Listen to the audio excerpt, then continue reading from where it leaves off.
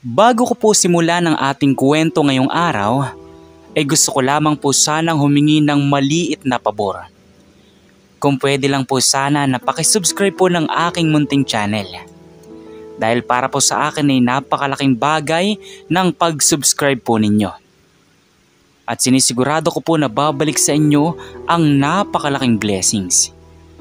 Kaya hindi ko na po ito patatagalin at umpisa na po natin ang ating kwento. Sa isang kumpanya na paggawaan ng iba't ibang klase ng pagkain, matatagpuan ng bisor na si Eman na ubod ng yabang at sobrang taas ng tingin sa sarili.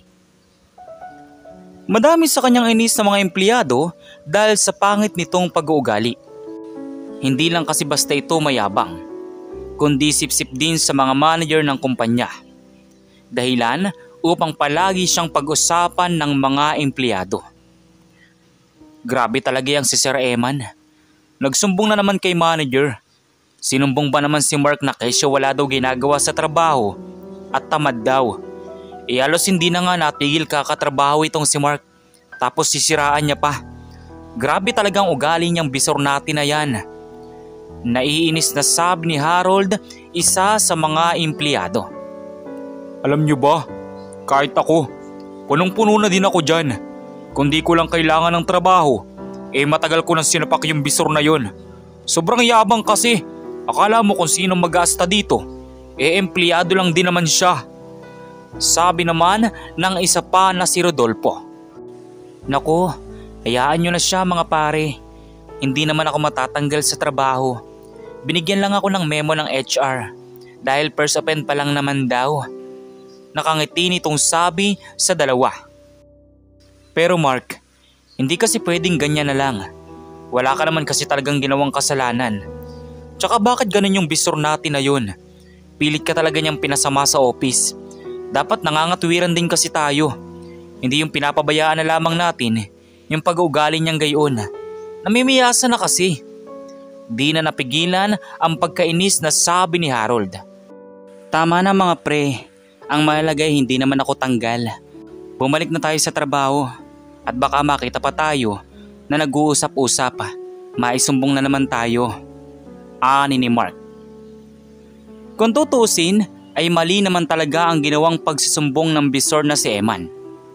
Pero ganun pa man ay hindi naman nagtanim ng sama ng loob itong si Mark. Bagkus ay inayos pa lalo niya ang kanyang trabaho para wala nang masabi ang kanyang bisor pagdating sa gawaing nakaatang sa kanya. Samantala sa kabilang banda naman, habang naglalakad-lakad sa production itong si Eman, ay napansin niya ang tila bagong hired na empleyado na pamali-mali ang ginagawa. Hoy! Ayusin mo ang trabaho mo! Bakit madaming reject dyan? Ang bobo mo naman! Hindi ka ba naturuan bago sinalang dyan? Ang dali-dali na lang ng trabaho mo. Hindi mo pa magawa ng maayos. Sigaw nito sa bagong empleyado. Sorry po sir. Second day ko pa lang po kasi dito kaya po hindi ko pa masyado alam ang gagawin ko. Pero sinusubukan ko naman pong ayusin ang gawa ko. Nanginginig nitong katuwiran. Bobo! Anong sabi mo? Inaayos mo ang trabaho mo. Anong kabobohan itong ginagawa mo? Pagbabalot lamang nitong pagkain. Hindi mo pa magawa ng maayos? Sumisigaw nitong sabi. Dahil sa ginawa ni Eman ay napaiyak na lamang ang bagong empleyado. Kahit ano kasing paghingi nito ng tawad ay hindi siya pinapakinggan ng mayabang na bisor. Kaya naman kinabukasan ay hindi na ito pumasok. Labis-labis naman ang tuwa ni Eman dahil mapapalitan na ang empleyadong kinaiinisan niya. Grabe no, nakakaawa naman yung bagong katrabaho natin. Kailangan pa naman niya ng pera dahil nasa ospital daw ang nanay niya. Napakasama talaga ng ugali ni Sir Eman.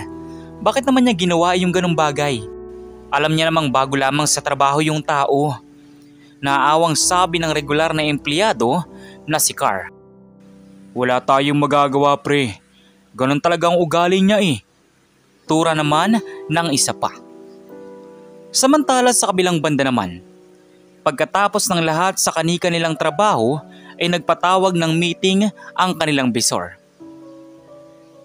Pinatawag ko kayo dito dahil gusto kong sabihin sa inyo na bibisita si Sir Paul dito sa dadating na Lunes na yon. Sa mga hindi nakakakilala kung sino si Sir Paul, siya lang naman ang CEO ng kumpanya na ito. Kaya kailangan natin mag-general cleaning bukas pagpasok ng lahat sa trabaho. Maliwanag ba? Sabi nito sa mga empleyado bago pinauwi ang lahat. Kinabukasan ay abala ang lahat sa paglilinis ng kani-kanilang pwesto. Nang biglang makarinig sila ng ingay na tila nagtatalo. Umalis ka ditong bata ka! Paano ka nakapasok dito sa loob ha? Hindi ka pwede dito. Nakakadiri ka naman.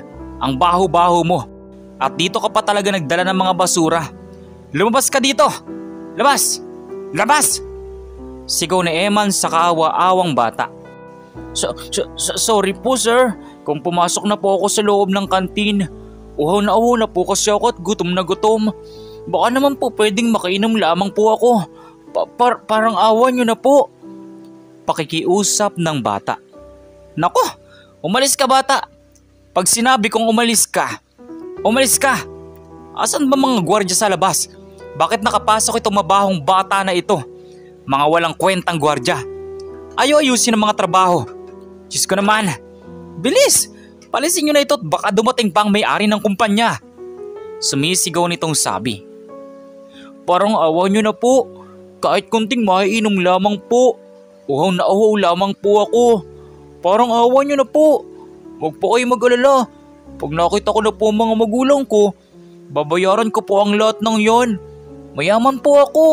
Kinidnap lamang po ako kaya nagpagala-gala ako sa lansangan. Maniwala po kayo sa akin. Please po. Pakikiusap ng bata. Hay nako, tigilan mo nga kung bata ka. Hindi papasa sa akin yung paawa-awa mo. Umalis ka nga dito. Ang kulit-kulit mo. Yan ang nababagay sa'yo. Sipa ni Eman sa kawawang bata. Aray ko po. Humingi lamang naman po ako ng tubig. Bakit niyo po ako sinipa? Bakit niyo po ginawa sa akin to? Umiiyak na sabi ng kawawang bata. Ang kulit-kulit mo kasi. Kanina ko pa sinasabing umalis ka, pero hindi ka nakikinig. Dapat lang yan sa'yo. Sigaw pa nito.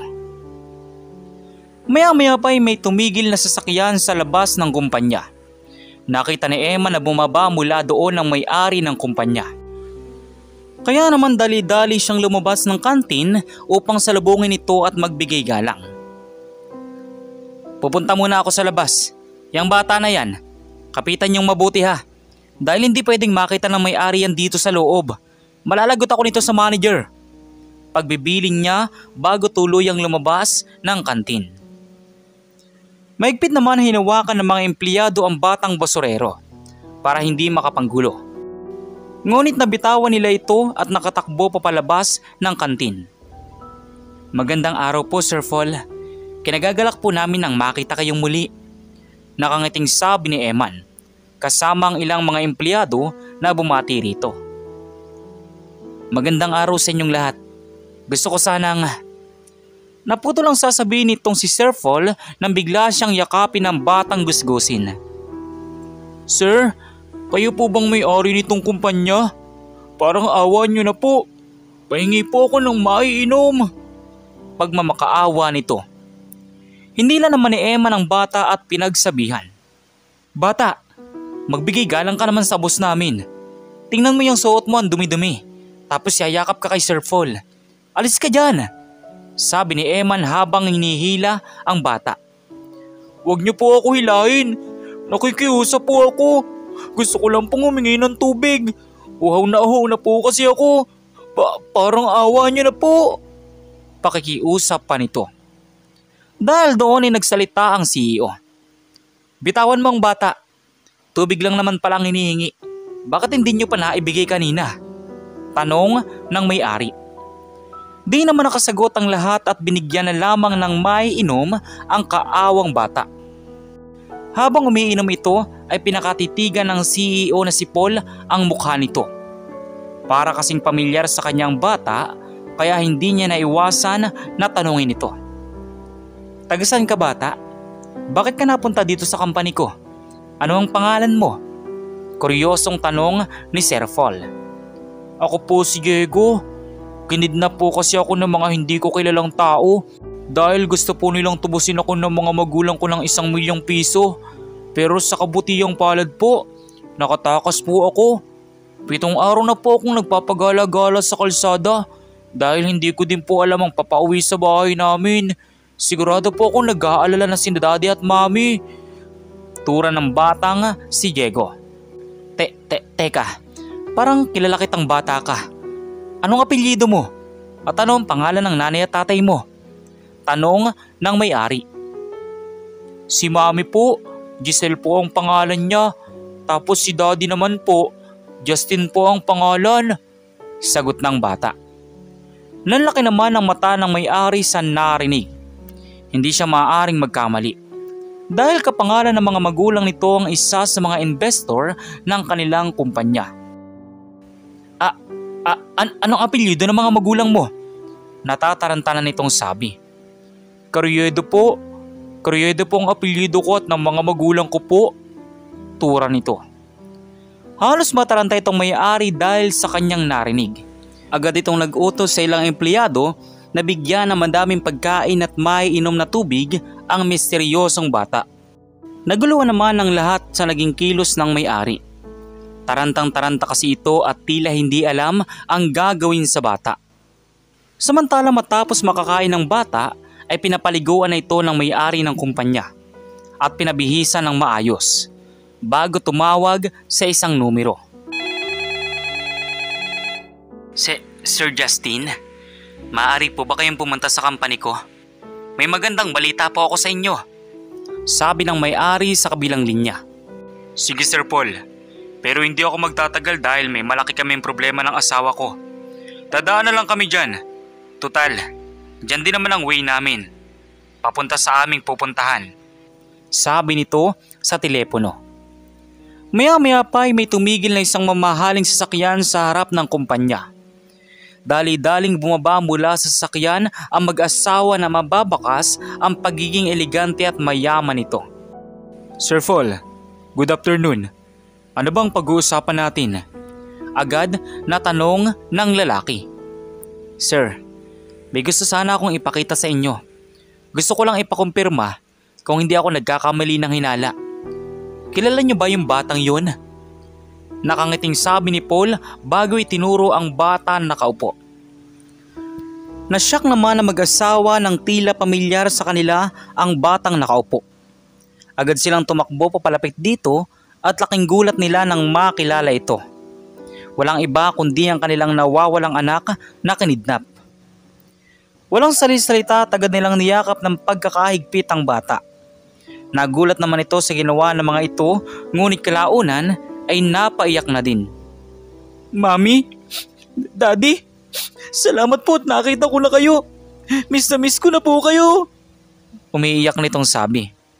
Anong nangyari sa iyo anak? Okay ka lang ba? Wala bang ginawa sa iyo yung mga masasamang tao na yun? Ha?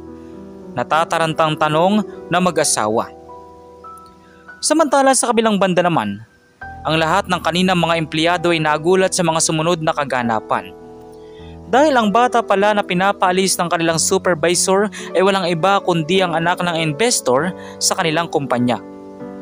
Labis-labis naman na nagpasalamat ang mga ito sa may-ari na si Paul. Dahil hindi nito pinabayaan ang kanilang anak, bagkus sa inalagaan nila ito at pinakain. Ang kanina namang bisor na galit sa bata ay tila napipi. Hindi ito nakapagsalita at napatahimik na lamang sa isang tabi. Pinagsabihan na lamang ng may-ari na si Sir Paul na wag nang uulitin ang ganong bagay sa kung sino man ang humihingi ng tulong. Sabi pa nito na hindi sa lahat ng pagkakataon ay kailangang itaboy ang mga mukhang mahihirap.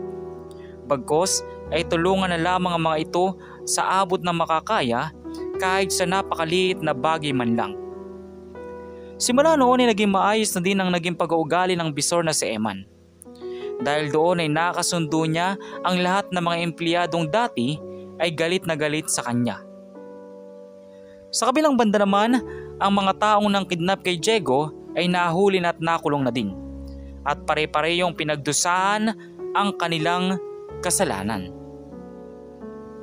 Sa mundo natin ay hindi natin maiwasan ang mga taong mapangusga. Karamihan sa mga ito ay pinalad lamang na maging asensado sa buhay at nagbago ng ugali. Palagi nating tatandaan na hindi natin kailangan magbago ng pag-uugali kung tayo'y umasenso sa buhay. Bagkus ay palagi nating ibaba ang ating sarili para mas madaming blessings ang dumating sa atin. Kayo, ano pong masasabi nyo sa maiksing kwento natin ngayon? At kung anong mga aral po ang mga natutunan ninyo? Maaari nyo po bang i-comment doon sa baba doon sa comment section para muli ko pong mabasa? So once again, inuulit ko pong muli. Ako po si Tamoxki TV. Kita-kita po tayong muli sa mga susunod pa nating maraming mga video. Thank you and God bless you all. Peace out.